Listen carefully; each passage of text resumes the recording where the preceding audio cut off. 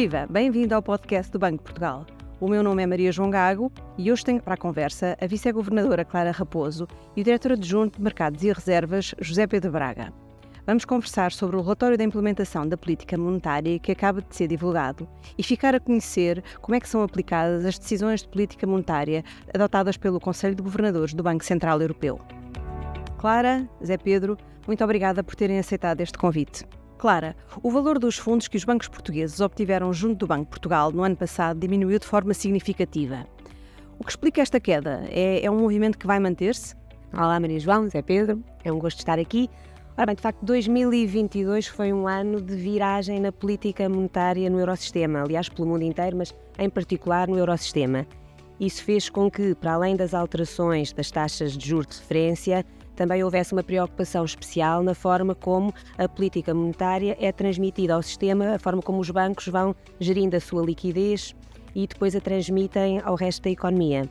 No caso específico desta redução que a Maria João aqui mencionou, isto tem a ver com os chamados TLTROs e a forma como foi alterada a remuneração desta forma dos bancos centrais cederem liquidez ao sistema para tentar garantir que o excesso de liquidez vá sendo absorvido de alguma forma e os bancos se comecem a aproximar daquilo do mercado e comecem a praticar taxas mais de acordo com aquilo que se espera que seja adequado no crédito e depois mais tarde nos depósitos. Concretamente, o que aconteceu é, se nós compararmos, por exemplo, o valor total destas TLTROs no final de 2021 com o que aconteceu em 2022, identificamos de facto essa diferença de valores. Por exemplo, no final de 2021, o valor total destas TLTROs em Portugal era de 41 mil milhões de euros. O Zé Pedro está aqui para garantir que eu não me engano nestes números. E quando olhamos para isto, um ano depois, temos uma redução de 25 mil milhões de euros. E isto deveu-se a quê? Deveu-se principalmente às operações que tiveram lugar de reembolso antecipado destas TLTROs no final do ano, em novembro e em dezembro, que tiveram a ver exatamente com a alteração da taxa de remuneração associada a estas TLTROs, ou seja, os bancos deixaram de ter um benefício especial que tinha sido introduzido durante a pandemia para que obtivessem a liquidez adequada e a transmitissem à economia. Esse benefício agora já não fazia sentido manter-se e houve uma alteração que fez com que os bancos portugueses deixassem de necessitar e de recorrer tanto a essa cedência de liquidez a taxas bonificadas. E a queda vai manter-se agora brevemente? A queda vai manter-se, ainda continuamos agora, ainda temos alguma coisa. Em 2023 já tivemos novos reembolsos antecipados e também nas datas de vencimento destes TLTROs e vamos ter novamente em junho, no próximo mês, vamos ter novamente mais operações desta natureza. Portanto, é uma tendência para se manter até concluirmos de facto estes TLTROs todos, certo? Zé Pedro vai complementar aqui um bocadinho, não é? Não, a resposta está mais do que completa e, portanto, é como a Clara disse, vai continuar garantidamente ao longo de 2023 porque ainda há várias operações a vencer. E, portanto, cada vez que houver um vencimento, esses fundos tenderão a desaparecer do balanço dos bancos comerciais e também do Banco Central. Zé Pedro, pelo contrário, os bancos aumentaram as aplicações de fundos junto do Banco de Portugal. É um movimento natural, tendo em conta a subida das taxas de juros do Banco Central Europeu? Então, isto é um bocado como a Clara disse. Este ano de 2022 é um ano muito diferente de tudo o que aconteceu até agora e, portanto, é um ano de mudança. E uma das mudanças grandes que aconteceu na forma como os bancos gerem a sua liquidez e como interagem com o Banco Central nessa mesma gestão da liquidez. Só para percebermos, há duas maneiras dos bancos aplicarem os fundos que têm no final do dia. Uma é recorrerem à facilidade de cedência, de depósito desses fundos junto do Banco Central. Eles chegam junto ao banco, vai uma aplicação, é uma aplicação diária e recebem ou pagam por essa mesma aplicação a taxa de facilidade de depósito. A segunda, mais simples, é não fazer nada e deixar o dinheiro depositado junto do Banco de Portugal. Na realidade, antes de começarem a subir as taxas de juros, estas duas aplicações basicamente eram a mesma coisa. A taxa que se aplicava era a taxa de facilidade de depósito menos 0,5%. Ou seja, os bancos não tinham incentivo a fazer nada e deixavam o dinheiro parado em termos do depósito junto do Banco de Portugal. Com o processo de subida das taxas de juros, a taxa de facilidade de depósito foi também ela sendo aumentada. Passou de menos 0,5 para 0, depois para 0,75, para 1,5 e acabou o ano já em 2%. E, portanto, os bancos, perante o mesmo dilema, voltaram a fazer as contas. Vamos ver, se eu deixar os depósitos junto do Banco Central, quanto é que eu recebo? A resposta é zero. Se eu fizer o contrário e fizer uma aplicação numa facilidade de depósito, o que é que eu recebo? A taxa de facilidade de depósito, 2% já no final do ano. E, portanto, a opção dos bancos foi clara, passaram a recorrer massivamente a esta facilidade. Só para termos um bocado de noção do que é o massivamente. Massivamente significa que chegaram a fazer 60 mil milhões por dia desta operação. No final do ano estavam a fazer 40 mil milhões todos os dias. Portanto, isso só para termos noção que ser todos os dias significa que fazemos, enfim, desde que as taxas mudaram, fizemos mais de 2.000 operações deste tipo com os bancos e, portanto, é algo que é muito importante para os bancos e para o Banco de Portugal em termos operacionais. Pode parecer estranho, mas isto é a maneira que nós temos de passar a política, um pouco como a Clara diz, a gente quer passar a política monetária para a economia real. E, portanto, também temos que remunerar os bancos nestes seus depósitos junto do banco, para eles também remunerarem, ou seja, aplicarem os depósitos. Deixa-se-lhes dar um incentivo específico para recorrerem a empréstimos à tal cedência de liquidez por parte do Banco Central e passam-se a remunerar estes depósitos, estas facilidades de depósito, no contexto daí se falaste na normalização de política monetária, é um bocadinho voltarmos a pagamos para quando pedimos um empréstimo, do ponto de vista dos bancos, não é? E somos remunerados quando fazemos um depósito, digamos assim. É o voltar ao normal. É o voltar ao normal, que está a ser lento, gradual, melhor dizendo, não lento, mas gradual. Exatamente. Esse processo de normalização de política monetária também levou à redução do balanço do Banco de Portugal. Essa tendência está a acelerar este ano? Com que consequências? Não há dúvida que 2022 é ano de mudanças em todos os níveis. A parte dos balanços dos bancos centrais é algo muito específico. Os bancos centrais, pelas suas características, eles são prestamistas de última instância. Sempre que há um problema, são os bancos centrais que em última instância têm que aparecer.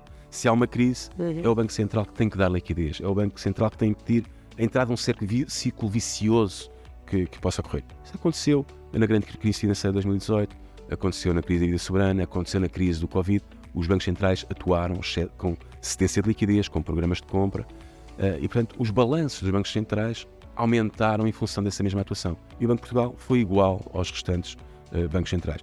Só para termos noção entre os valores envolvidos.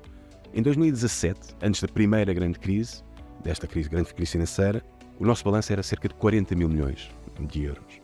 Passado 3 anos e meio, portanto, já pós-crise, o nosso balanço já era mais de 100 mil milhões. Ou seja, num espaço de 3 anos e meio, mais do que duplicou a dimensão do nosso balanço. Depois temos um período de combate à deflação e, portanto, em 2017 já íamos em 150 mil milhões de balanço. Em 2021, já pós-Covid, nós tínhamos o nosso balanço em 220 mil milhões. Ou seja, num espaço de 15 anos, multiplicámos o nosso balanço por 6 e atingimos o valor quase do PIB do país. Isto mostra que o banco estava disponível para fazer aquilo que é necessário nas alturas que eram necessárias. Exato, isto já agora só complementando, tem a ver com a tal compra os programas de compra de ativos que não foram aqui ainda mencionados, mas que o Zé Pedro pode esclarecer. Os programas de compra de ativos são talvez a parte mais importante desse balanço. Eles, dos 220 mil milhões que chegámos a ter, 85 mil milhões eram programas de ativos. A outra parte é aquela que a Clara também já referiu, foram os TLTROs, que chegaram a 45 mil milhões. Só nestas duas rúbricas dá para ver que estamos a falar à volta de 130 mil milhões de euros. E agora começa ao contrário. Começa lentamente o processo de normalização da política monetária e isto significa, da mesma maneira que o balanço inchou, tem que desinchar. E ele começa a desinchar naquilo que a Clara já disse, com o pagamento antecipado destas TLTROs e com o vencimento destas TLTROs, e portanto, nesse sentido, já diminuiu em 25 mil milhões, e esse é um fator que aconteceu e vai continuar a acontecer, ou seja, em 2023 vamos continuar a ter esta redução e vamos começar também a ter uma coisa nova, que é os programas. Nós, nos programas de compra, nós até compramos ativamente até este ano, mas a partir deste ano, naquilo que é o principal programa, o programa APP, vamos interromper todo o tipo de compras. Já a partir de julho, deixa de haver reinvestimentos. Isso significa também por aí que o balanço irá começar gradualmente a diminuir. E, portanto, neste momento o balanço do banco já está à volta de 195 mil milhões e é normal que acabe o ano bem abaixo. Enfim, continuará a ser muito grande, mas acabará o ano a volta de, possivelmente já abaixo de 190 mil milhões. Só para ter também noção, este processo de redução não vai ser muito rápido. Porquê? No âmbito dos programas, aquilo que a Clara estava a mencionar, as nossas compras são 30 anos, às vezes em termos de maturidade, títulos com 20 anos, títulos com 10 anos, e portanto esses títulos demoram a sair do balanço. Todos os anos vai havendo saídas, mas elas ocorrerão de forma muito gradual. E portanto este é um processo. Estamos na fase do início do processo e ele irá continuar gradualmente e de forma Exato, de qualquer segura. forma este ano já se sentiu, portanto de 2021 para 2022 a descida já foi um bocadinho superior a 20 mil milhões de euros, não é? Não deixa de ser significativo e teve a ver com a tal redução das TLTROs, que aqui mencionei há bocadinho. E agora espera-se que esta redução seja mais gradual, porque estamos dependentes dos tais vencimentos dos títulos desta carteira de títulos que tem sido constituída nestes últimos anos. Vai levar o seu tempo, mas está programada, não é? Está totalmente programado, é um processo que está a decorrer e está a decorrer de forma perfeitamente natural e, portanto... E se pensamos, já agora, só para concluir, se acabamos com o ano com uma redução de volta de 30 mil milhões, aquilo que eu disse no princípio, o nosso balanço em 2007 era de 40 mil milhões. Nós quase que reduzimos um Banco de Portugal no espaço de um ano. Portanto, isto é efetivamente já uma grande redução em termos de balanço. Clara, com tanta mudança neste momento, quais são os principais desafios na aplicação das decisões de política monetária do Banco Central Europeu?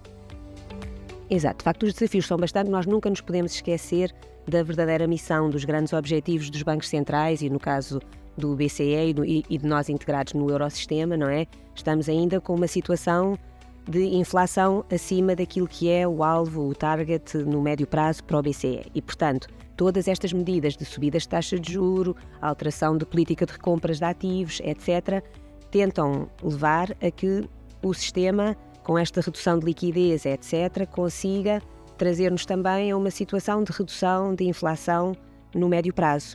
É esse um objetivo. Por outro lado, temos de ter em conta que a Europa tem bastante diversidade e temos de ir atendendo à forma como nos diferentes países o ritmo de alteração dos preços vai sendo conseguido. Daí que não tenhamos também tido até agora assim uma alteração total, súbita. As taxas de juros não subiram tudo aquilo que subiram até agora num só dia. Tem sido gradual porque temos de ir vendo o efeito, o impacto de cada medida na economia como um todo, na economia real e também na forma como as próprias instituições de crédito também vão reagindo ao facto de agora os bancos centrais estarem a colocar mais no mercado e nestes agentes a responsabilidade de porem a economia a funcionar, uma vez que os bancos centrais tiveram aqui um papel muito importante de garantir que em momentos de crise muito profunda as nossas economias funcionassem com o máximo de normalidade possível. Portanto, é este processo de retoma, de devolver ao mercado aquilo que é do mercado, de certa forma, que está agora em curso, que é gradual. Temos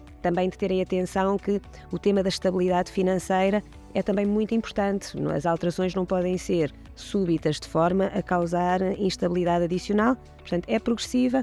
Até agora ainda não desceu a inflação da forma desejada, mas tem havido progresso e é isso que estamos a acompanhar. Se calhar pegava só neste ponto da parte da estabilidade financeira, porque é importante, porque estamos a retirar medidas que são de estímulo. E quando se começa a retirar também medidas que viveram durante muito tempo, viveram em alguns casos mais de uma década, e cria uma certa habituação junto dos próprios bancos a algumas dessas medidas, e portanto pode custar. E portanto tem que ser feito o tal gradualismo em um processo bem pensado, muito calmo e garantir que ele é passo a passo, que não estamos a criar uma instabilidade desnecessária também ao nível do sistema. E até agora eu diria que está a correr tudo bem. E, sim, portanto, é para continuar que o sistema se mantém sólido, não é? Robusto. Foi uma conversa muito útil para conhecermos melhor a forma como o Banco de Portugal aplica as decisões de política monetária do Banco Central Europeu. Clara e Zé Pedro, muito obrigada por terem vindo ao BDP Podcast. Quanto a si, ouvinte, pode consultar o relatório da implementação da política monetária na mbportugal.pt, onde também está disponível toda a informação atualizada sobre a evolução das taxas de juros do Banco Central Europeu e sobre todas as outras decisões de política monetária. Também pode seguir-nos no Twitter, LinkedIn e Instagram.